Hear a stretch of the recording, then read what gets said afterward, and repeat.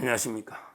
추석 특집으로 어제 그저께 추석 특집으로 이제 그 한국을 대한민국을 만든 사람들 정주영 회장, 이건희 삼성 회장, 정주영 현대 회장, 포스코의 박태준 회장 세 분에 대해서 말씀을 드리고 오늘은 이제 그 이승만 대통령, 그다음에 박정희 대통령, 그다음에 그 백선엽 장군인데 이번에는 이제 그 박정희 대통령 조국 근대화의 기수, 가난은 나라만이 구할 수 있다.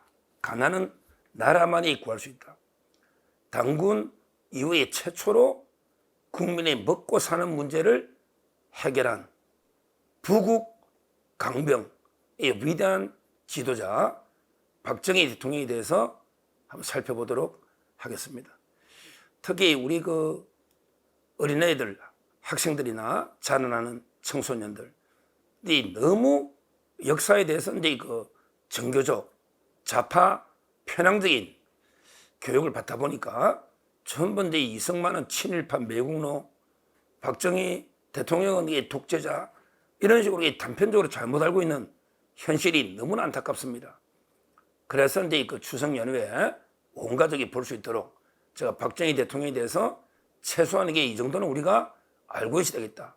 이런 내용을 말씀드리겠습니다. 먼저 이제 그 박정희 대통령의 그 일생을 보고 평가를 하기 전에 박정희 대통령의 의록을 하나 소개하도록 하겠습니다. 1967년 연두 교수입니다. 67년 박정희 대통령이 하신 말씀입니다. 우리의 후손들이 오늘을 사는 우리 세대가 그들을 위해 무엇을 했고 조국을 위해 어떠한 일을 했느냐고 물을 때 우리는 서슴지 않고 조국 근대화의 신앙을 가지고 일하고 또 일했다고 떳떳하게 대답할 수 있게 하자. 오늘 우리 세대가 땀 흘려 이룩하는 모든 것이 결코 오늘을 잘 살고자 함이 아니요.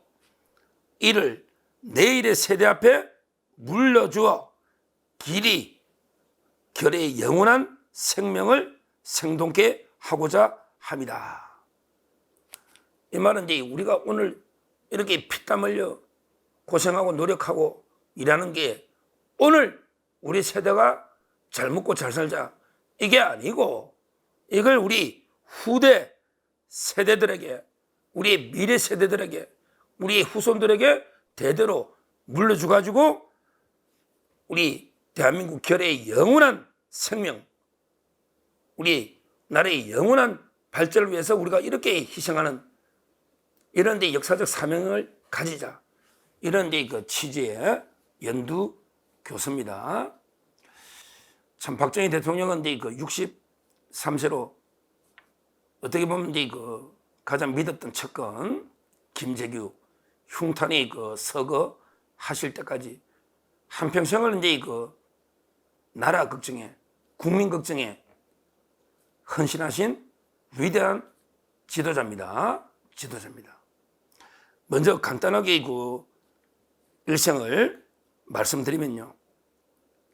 뭐 아시는 분들이 다 아시겠지만 박정희 대통령은 이제 그 구미죠.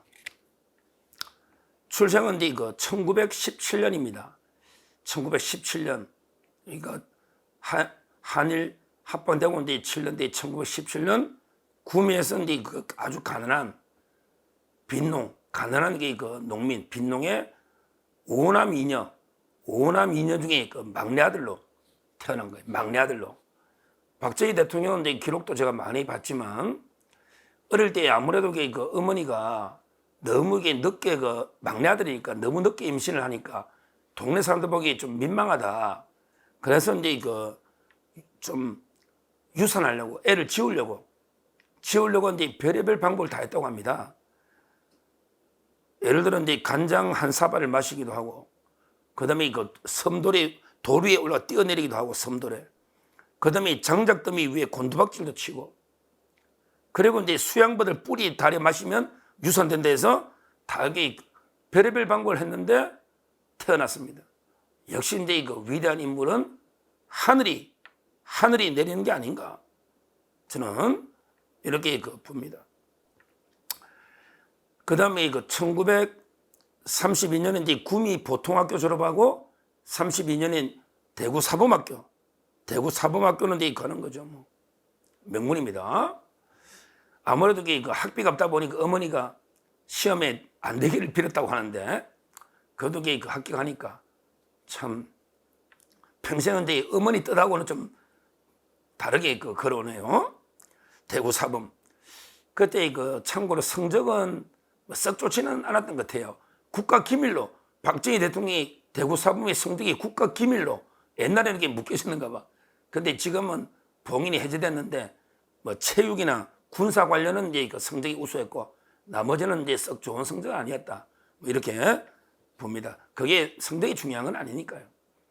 그리고 나서 이제 만주 군관학교 바로 이제 군인이 되는 거죠. 군인이 되는 겁니다. 저는요 그렇게 봐요. 이미 우리 한일 합방이 되고요. 오랜 세월이 흘렀잖아요. 일제 패망 직전이니까. 그러다 보면 이제 식민지에서 태어난 학생이 뭐 나름대로 꿈이 있고 입신양면 하려면요. 뭐 군인이 되든 공무원이 되든 뭐 입신양면 하려면 이게 꿈이 있잖아요. 그때 상황에서 바라봐야 됩니다. 자꾸 지금 상황에서는 야 독립군으로 가지 왜 일본 만주 군관학교 일본군 되냐, 이게 이렇게 쉽게 말할 수 있을지 몰라도 그 몇십 년 동안 일제 교육과 병합이 돼가지고 그 상황 속에서 과연 태어난 어린 가난한 학생이 어떻게 인생을 진로를 정할지 그 상황에서 보면 이게 충분히 이해가 되지 않습니까? 자꾸 이게 오늘 살아가면서 이게 우리가 쉽게 이야기하지만 저는 그렇게 평가해서는 안 된다. 그럼 백선엽 장군도 마찬가지고 박정희 대통령도 마찬가지입니다. 그 시절에 아무런 몇십 년이 지나고 이미 나라는 없어졌고 그 아무래도 시대에 태어난 어린 학생이 가난한 학생이 성공하려면 그럼 이게 군이든 뭐 사범학교든 공무원이든 할 수 있는 거 아닙니까? 이걸 가지고 이게 마치 뭐 타카키 마사오 창시개명 80% 이상 한 거 아닙니까? 다 했잖아요. 이걸 가지고 이게 뭐 친일파다 뭐 어린 학생 보고 이렇게 평가하는 거는 말이 안 된다. 뭐 저는 그렇게 생각합니다. 이런 게 우리 어린 후배나 어린 자녀들에게 이런 걸 잘 저희가 교육을 시키게 되는 거예요. 자꾸 이게 네가 오늘날에 보면 그렇게 생각할 수 있지만 그 시대 상황을 좀 이게 배경을 제대로 우리가 설명하고 그다음에 가르칠 필요가 있다. 저는 그렇게 봅니다. 그리고 이제 해방이 되고요. 해방이 되고 이제 원래는 이제 김학규가 지휘하는 광복군 부대 장교로 들어옵니다. 김학규가 지도하는 이제 광복군의 장교로 귀국하는데 아무래도 젊을 때다 보면 사상의 갈등이나 사상의 스펙트럼이 좀 넓죠. 원래 젊어서 이제 뭐 좌파 좀 하다가 또 우파로 기항하기도 하고 우리 장기표, 김문수 지사 이런 분들 많잖아요. 많습니다. 젊을 때는 이게 다양한 사상의 스펙트럼을 경험하게 됩니다. 이걸 가지고 이게 또 뭐 빨갱이다 이렇게 평가하면 저는 안 된다 봅니다. 그때 여순 사건에 연루가 돼가지고요. 정말 이게 잘못하면 이게 1심에 무기징역 넣었거든요. 파면에 금년몰수 무기징역, 2심에서 징역 10년 이렇게 엄청나게 물론 목숨은 건졌지만 그때 아주 위험했죠. 역사적인 위대한 인물이 그때 형장의 이슬로 사라질 뻔한 겁니다. 근데 이제 6.25 전쟁으로 터지면서 다시 군대로 예편됐다가 복귀하게 되는 뭐 젊을 때 흔히 있을 수 있고요. 아마 박정희 대통령 형이 대구 옛날에 사건 박상희 그때 좌익의 지도자입니다. 그러니까 집안에 형의 영향도 많이 저는 받았지 않나 젊을 때는 이렇게 봅니다. 그럼 이걸 가지고 이게 또 빨갱이다. 이건 말도 안 되는 이야기죠. 그건 말도 안 되는 이야기입니다. 자, 그리고 이제 이제 전쟁이 6.25 때 끝나고요. 뭐 유경수 여사하고 결혼하고 쭉 나오지 않습니까? 그리고 나서 이제 중요한 일생에 꼭 우리가 짚어볼 게 5.16 군사 정변. 지금은 이제 공식 용어는 5.16 군사 정변 뭐 이런 식으로 정부 공식 용어가 되지 않나. 여기에 대해서는 이제 뭐 좌파들은 완전히 쿠데타 권력욕 쿠데타다. 붙은 그 구국의 혁명이다. 이런 데 그 다양한 평가들이 있는데 이거는 이제 어떻게 우리가 청소년들 우리 자녀들하고 어떻게 이 문제를 대화를 풀어나가야 되는가 이런 데 고민을 많이 해요. 요즘은 이제 청문할 때 보면 장관들한테 김문수 지사 보면 일제시대 때 국적이 어디야? 국적이 뭐 일본이냐 송기정처럼 우리 조선이냐 이런 거 가지고 사상 검증하는데요. 불과 얼마 전까지는 5.16이 혁명이냐 쿠데타냐 이런 거 가지고요. 이런 거 가지고 그 청문할 때 장관들 사상 검증을 야당의 국회의원들이 많이 했습니다. 참 이게 그러면 뭐 대답 못해 우물쭈물하고 이런 게 많았죠. 저는 이렇게 생각합니다. 이게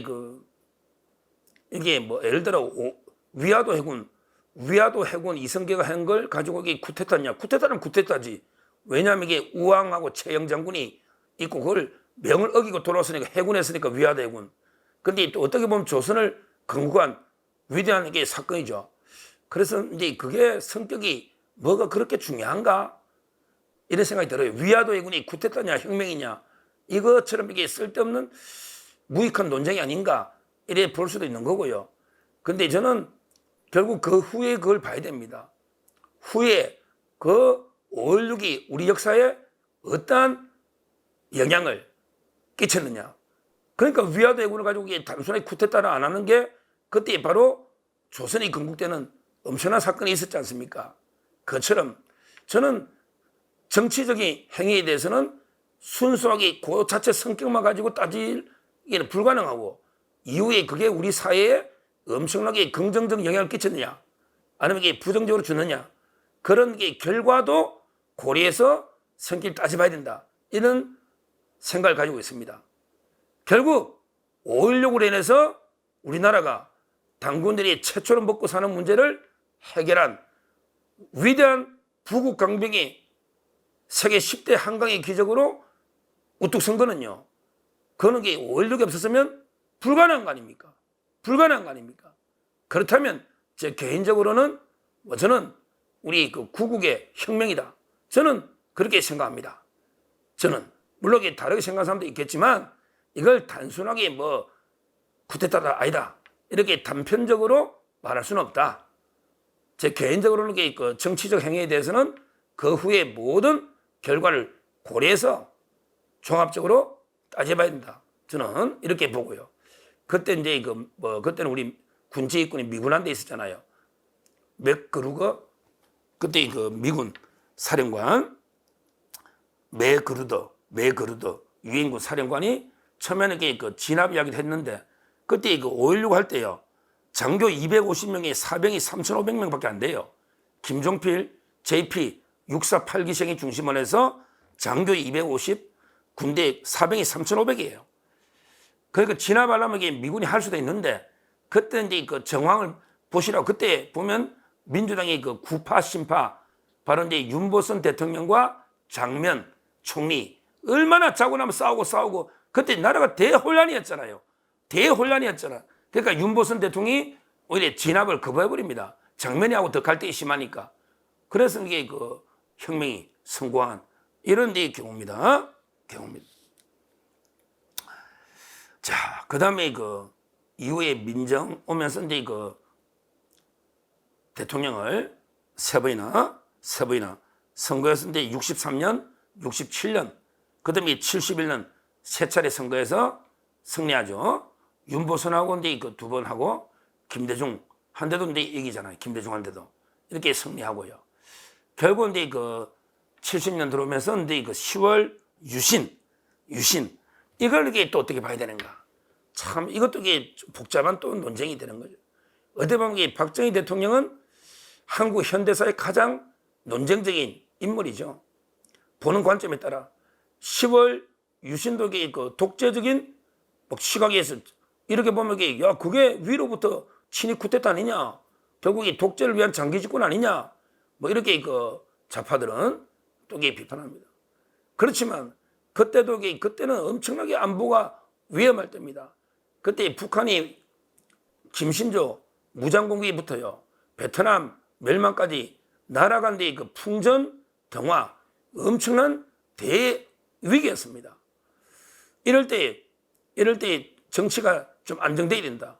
제대로 이제 그때 아마 새마을 운동하면서 나라가 이제 그 비약적으로 성장 발전하는 이런 데 단계입니다. 그래서 보통 어떤 대부분의 정치학자들은 개발 독재라 말씀니다. 개발 독재. 모든 게 처음부터 민주주의하고 이게 경제 개발이 같이 가면 얼마나 좋겠습니까? 근데 모든 게 이상적으로면 됩니까? 우리 전 세계 나라 중에 그런 나라가 있습니까? 어느 정도의 초기에 정말 낙후된 우리 아무것도 가진 게 없는 가난한 빈곤한 나라가 엄청나게 비약적으로 세계 비약적으로 인류 국가로 성장하는데 모든 게 처음부터 민주주의하고 개발이 같이 갈 수가 있는 겁니까? 그건 아니잖아요. 역사가 우리한테 보여주는 이런 데 진리 아닙니까? 따라서는 10월 유신이 비록 그 어두운 부분도 있을 수 있지만 그렇지만 그 빛 밝은 부분도 많다. 그거는 이제 그 어느 나라나 보여주는 역사 발전의 경로가 아닌가. 10월 유신이 이런 식으로 저는 이제 그것도 결과만 본다면요. 그때 우리 비약적으로 연 1년에 0.9% 이상 고속 성장을 할 때입니다. 따라서 이제 그 불가피한 개발 독재적인 측면이 있었다.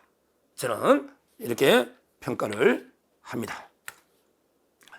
그런 와중에 이제 그 부마 사태 터지면서 이제 그 79년 10월 26일 궁정동 안가에서 이제 그 차지철과 권력 다툼하던 김재규.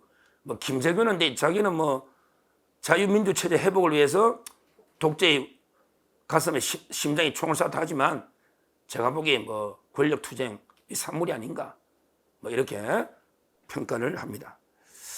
결국은 여기까지 간단하게 박정희 대통령의 일생 중에 간단하게 5.16과 10월 유신을 어떻게 발대했지 이런 걸 위주로 간단히 살펴봤는데 결국은 평가 박정희 대통령의 우리 역사를 어떻게 평가해야 되는가 저는 이 부분을 한번 이제부터 본론으로 말씀드려 보겠습니다. 먼저 박정희 대통령의 의록을요 1977년 10월 유신 때 돌아가시기 전에 1977년 기자간담회 때 박정희 대통령의 의록을 하나 소개하고 제 나름대로 한번 그 생각을 말씀드리겠습니다. 1977년 기자간담회입니다. 나도 물론 인간의 이상 나라를 다스리는데 시행착오가 없지 않았다. 그러나 나는 당대의 인기를 얻기 위해서 일하지 않았고 후세 사가들이 역사가들이 어떻게 기록할 것인가를 항상 염두에 두고 일해왔다. 그리고 어떻게 하면 우리도 다른 나라 부럽지 않게 떳떳이 잘 살 수 있을까 하는 생각이 머리에서 떠난 일이 없다. 박정희 대통령은 한 번도 당대의 인기를 위해서 일하지 않았다. 후세의 역사가들이 우리 후손들이 어떻게 기록할 것인가 이걸 염두에 두고 항상 일해왔다. 본인 스스로도. 그래서 이제 나의 무덤에 침을 뱉으라. 이런 책도 있지 않습니까? 나의 무덤에 침을 뱉으라. 이렇게 당대의 인기에 연연하지 않고 오로지 우리 후손 역사의 평가를 염두에 두고 일해온 이런 데 분입니다. 이제 올바른 제가 역사의 평가가 필요하다. 저는 이렇게 봅니다. 솔직히 우리 해방 이후에 신생국들이 한 100몇십 개 될 겁니다. 신생국들이 100몇십 개 될 거예요. 그리고 박정희 대통령보다 솔직히 더 독재자들도 많이 있을 겁니다. 있죠. 이거는 좌파들도 인정할 겁니다. 자, 그렇다면 그 2차 대전 이후에 수백 개가 넘는 수많은 신생국, 그 다음에 더 가혹한 이런 독재자들 중에 박정희 대통령만큼 나라를 이렇게 10대 강대국으로 한강의 라인강의 기적이 아닙니다. 독일은 원래 이게 과학 노벨상이 가장 많았던 게 독일입니다. 그 기적이 아니에요. 일시 패배했던 겁니다. 그러나 우리 한국은 진짜 아무것도 없는 이런 무에서 시작한 나라입니다. 뭐가 있겠어요? 그나마 있는 것도 저 북한에 있었죠. 우리 전력 수풍 때부터 흥남 비료공장 전부 북한에 있었잖아요. 북한에 전기 끊으면 전기도 없었잖아요. 아무것도 없었잖아요. 이런 무에서 오늘날 대한민국 이렇게 선진 인류 국가로 만든 게 누굽니까? 이거 좌파들한테 한번 논쟁해봐. 이거 누굽니까? 이렇게 만든 게 김대중입니까? 김대중입니까? 아니면 윤보선입니까? 윤보선 누가 만들었냐고. 자기들이 정신적 지주 삼는 말이 안 되잖아요. 결과만 보면 박정희 대통령이 아무것도 없는 무에서, 그것도 북한하고 처절한 체제 경쟁을 하는, 그러면 김일성이는, 그 좌파들이 제일 존경하는 김일성이는 지금 어떻게 되냐고. 나라가 어떻게 되냐. 4대 세습의 나라가 지금 이게 세계 독재국의 최빈국이 굶어 죽는 이런 나라가 됐잖아요. 근데 김일성에 대해서는 한없이 관대한 이 좌파들이 박정희 대통령에 대해서는 어떻게 평가하느냐고요. 저는 박정희 대통령을 이게 친일파 해가지고 독재자 무조건 이게 단편적으로 공격하는 이런 좌파들, 그럼 김일성이가 누가 국민을 위해서, 나라를 위해서 결과를 보죠. 결과. 다 중요한 게 지금 시점의 결과 아닙니까? 체제 경제 결과. 그리고 전 세계 수많은 독재자 중에 지금 대한민국만큼 이렇게 발전시킨 이런 게 독재자가 어디 있습니까? 어디 있습니까? 참 이게 박정희 대통령요. 물론 이게 모든 게 다 밝게, 모든 게 다 그대로 갈 수는 없죠. 그게 역사입니까? 그래 안 돼요. 역사상 위대한 업적을 이룬, 그럼 세종대왕 모든 게 밝은 거 있습니까? 세종대왕은? 그럼 알렉산더 대왕은, 광개토 대왕은 다 그랬습니까? 그게 아니란 말이에요. 우리가 일부 어두운 면이 있더라도 오죽하면 이게 모택동에 대해서 중국의 덩쇼핑도 07 과3이다. 02 7이고 과가 3이다. 모택동이 안 돼. 그러면 박정희 대통령이 모택동이보다 사람 많이 죽였습니까? 모택동이가 문화대혁명하고 대약진 운동하면서 2차 대전 때 죽은 사람보다 더 많은 사람이 굶어 죽었습니다. 중국의 모택동이가. 그래도 07 과3으로 중국의 모든 돈은 모택동 사진이 들어가는 겁니다. 마오쩌둥. 근데 우리나라 박정희 대통령 들어간 사진 하나 있습니까? 돈 하나 있습니까? 우리 돈 중에 박정희 대통령 얼굴이 들어간, 초상이 들어간 돈이 있습니까? 10,000원짜리 5만원짜리 중에. 근데 중국의 모든 돈에는 모택동이 사진이 들어가 있잖아요. 모든 돈에. 근데 모택동이가 독재가 죽인 사람 몇 명이냐고. 좌파들이 그거 지적합니까? 지적합니까? 저는 화폐도 우리 대한민국의 화폐입니다. 그러면 이승만 대통령, 박정희 대통령 사진이 5천짜리, 10,000원짜리 들어가야지. 물론 옛날에 충무공이나 세종대왕도 중요하지만 전부 율곡, 이황, 신사임당 전부 이거 조선시대 성리학자밖에 없어. 대한민국의 돈 아닙니까? 대한민국을 누가 만들었냐고. 대한민국의 국부가 이승만 대통령, 그 다음에 나라 부국 대통령이 박정희 대통령 아닙니까? 왜 그 돈에는 하나도 없냔 말이에요. 그리고 기념관은 있지만 동상은 지금 박정희 대통령 동상을 자발적으로 대구나 경북 위주로 다 만들겠다고 하잖아요. 필요하죠. 김일성의 동상이 북한에 몇 개입니까? 김일성의 동상이. 그보다는 저는 훨씬 비교도 안 될 정도로 위대한 지도자다. 이렇게 모택동이나 김일성에 비하면 이렇게 봅니다. 제가 이제 구미 생가도 여러 번 가봤는데요. 구미 생가에 가면 이렇게 벽에 딱딱 어록들이 있잖아요. 어록들이 보면 이런 말이 있습니다. 가난한데 이거 나라만이 구할 수 있다. 야, 이게 저는 잊히지 않아요. 이게 제 좌우명입니다. 옛날에는요, 우리 가난은 나라님도 구할 수 없다. 가난하게 임금, 나라님도 구할 수 없다. 체념하고 포기하고 절망하고 이렇게 살았잖아요. 그런데 잘 살아보자. 박정희 대통령은 가난은 나라만이 가난을 구할 수 있다. 이런 신념으로 우리 새마을운동부터 보릿고개라는 이걸 없앤 거 아닙니까? 보릿고개를 역사 속으로 사라지게 만든 이런 게 위대한 나라를 부국 대통령이다. 저는 이렇게 봅니다. 우리 박정희 대통령이 통치한 18년, 그 18년 동안에 얼마나 많은 일이 있습니까? 우리 당군 이래 18년 동안에 그렇게 나라가 변하면서 엄청난 변화가 있었지 않습니까? 지금 우리 살아가는 모습 보면 알 수 있잖아요. 가장 역사상 위대한 일이 많이 이루어진 이런 그 시대다.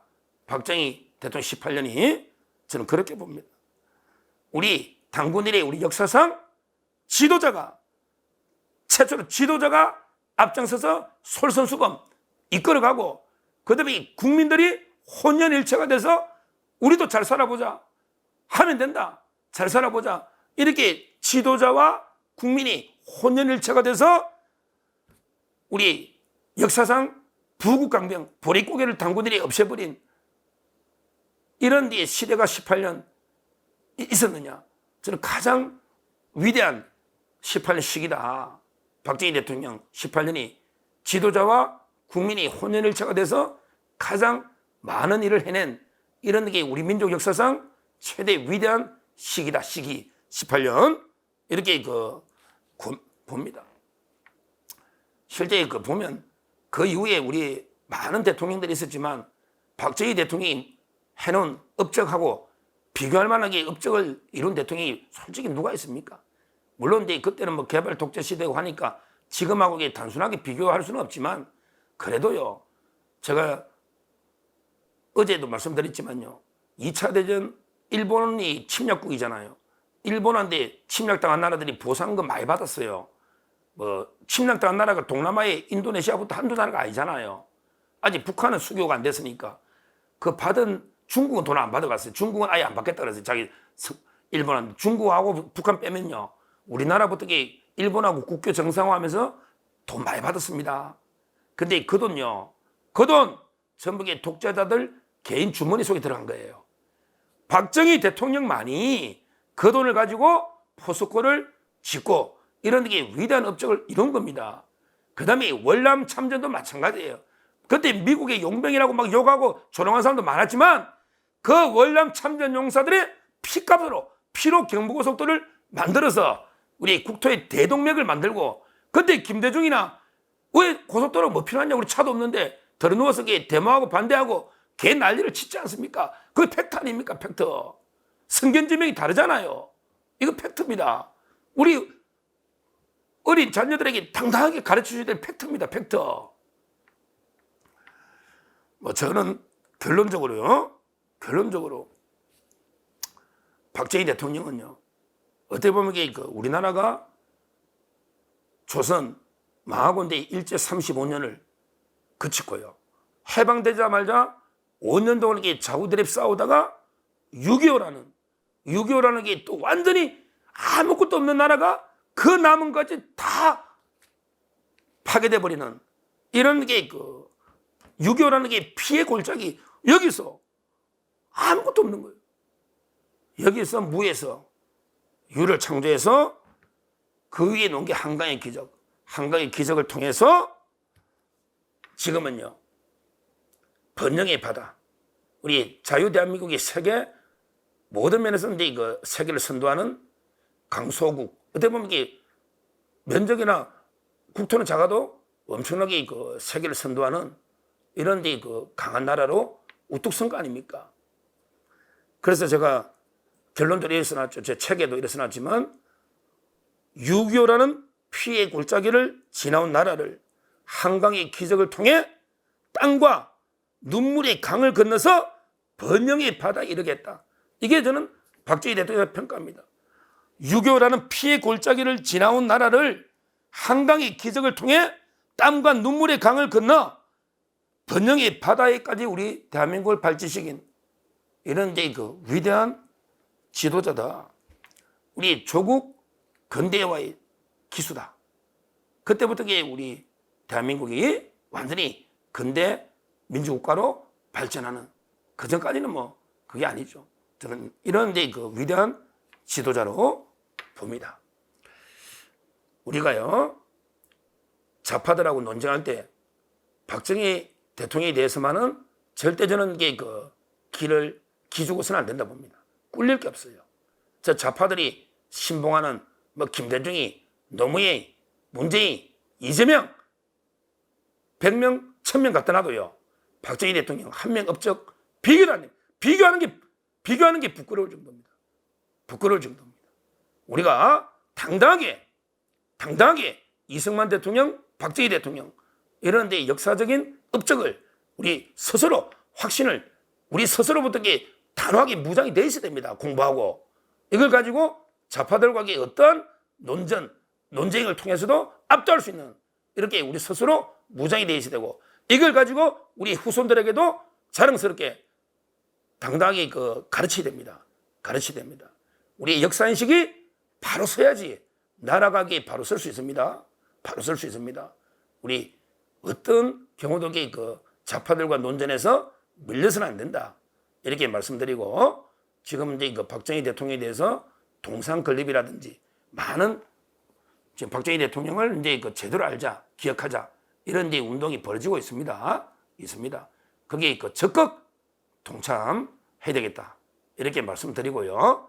정말 저는 박정희 대통령 무덤에 침을 뱉는 게 아니고 정말 존경의 술을 한 잔 따르고 싶다. 이렇게 말씀을 드립니다. 감사합니다.